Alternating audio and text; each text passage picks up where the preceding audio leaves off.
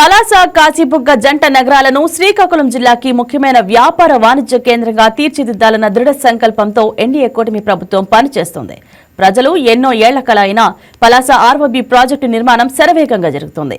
కేంద్ర పౌర విమానయాన శాఖ మంత్రి కింజరాపు రామ్మోహన్ నాయుడు చొరవతో పలాసలో ఎన్నో ఏళ్లుగా పెండింగ్ లో ఉన్న పనులను తిరిగి ప్రారంభమవుతున్నాయి. భారతీయ రైల్వే శాఖ జిల్లా యాంత్రాంగం సమన్వయంతో నిర్మాణ పనులు వేగంగా జరుగుతున్నాయి. అలాగే పలాసలో ఏర్పాటు కానున్న కేంద్రీయ విద్యాలయానికి రాబోయే విద్యా సంవత్సరం నుండే తరగతులు నిర్వహించే విధంగా ఏర్పాటు జరుగుతున్నాయి. అలాగే పలాసలో రైల్వే బరాక్ భవనాలకు సంబంధించి ఉన్న సమస్యను పరిష్కారమయ్యాయి.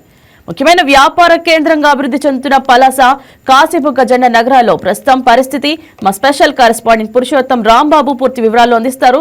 ఎస్, గుడ్ మార్నింగ్ రాంబాబు, చెప్పండి. పలాసల కాశీబుగ్గ శ్రీకాకుళం జిల్లాలో ప్రధాన వాణిజ్య కేంద్రంగా తీర్చిదిద్దేందుకు ప్రణాళికలు సిద్ధం చేశారు. Very good morning. ప్రస్తుతం ఏదైతే శ్రీకాకుళం జిల్లాలో ఉన్నటువంటి ముఖ్యమైనటువంటి వాణిజ్య కేంద్రంగా అభివృద్ధి చెందినటువంటి పలాస కాశీబుగ్గ జంట నగరాలకు సంబంధించి అయితే మాత్రం కూటమి ప్రభుత్వం వచ్చాక మహదశ పెట్టిందని చెప్పాలి.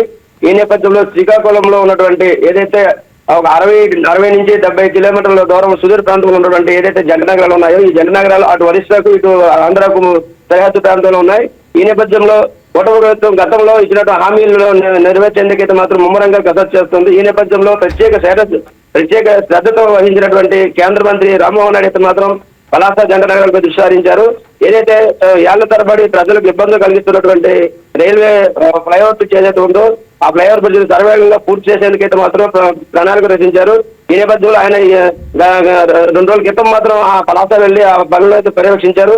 ఏదేమైనప్పుడు కూడా ఆ ఏప్రిల్ నెలకల్లా ఈ బ్రిడ్జి వర్కింగ్ లోకి రావాలనే ఆదేశాలు జారీ చేశారు. ఈ నేపథ్యంలో ఇటు రాష్ట్ర ప్రభుత్వంతో పాటు అదేవిధంగా కేంద్ర ప్రభుత్వం కూడా ఈ పనులను పర్యవేక్షించి సర్వేగంగా పూర్తి చేస్తున్నారు. మరోవైపు చూసుకున్నట్లయితే భారతదేశంలో 51 కేంద్రీయ విద్యాలయాలు అయితే శాంక్షన్ అయ్యాయి. అందులో భాగంగా పలాసకు ఒకటి కేటాయించడం జరిగింది. అది కూడా ఈ సర్వేగంగా ఈ అకాడమిక్ ఏదైతే విద్యా సంవత్సరానికి పూర్తి చేసి అందుబాటులోకి వచ్చే విధంగా అయితే మనం చర్యలు ప్రకటిస్తారు. ఇప్పటికీ చాలా స్థలపరచడం జరిగింది. దాంతో పాటు పనులు కూడా వేగంగా జరుగుతున్నాయి.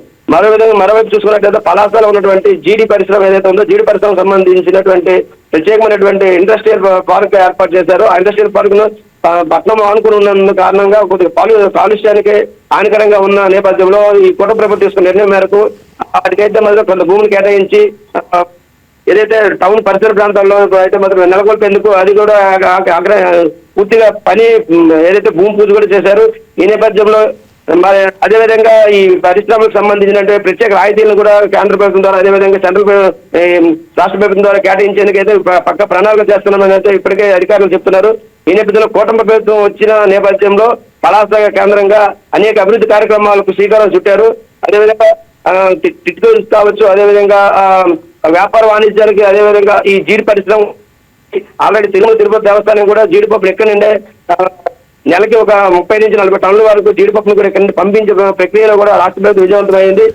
ఈ ఓవరాల్ గా చూసుకున్నట్లయితే శ్రీకాకుళం జిల్లాలో ఉన్నటువంటి ఏళ్ల తరబడి వస్తున్నటువంటి ఏదైతే ఈ సమస్యలకి కూటమి ప్రభుత్వం చెక్ పెట్టే వివాదంలో ఉందనేది తెలుస్తుంది.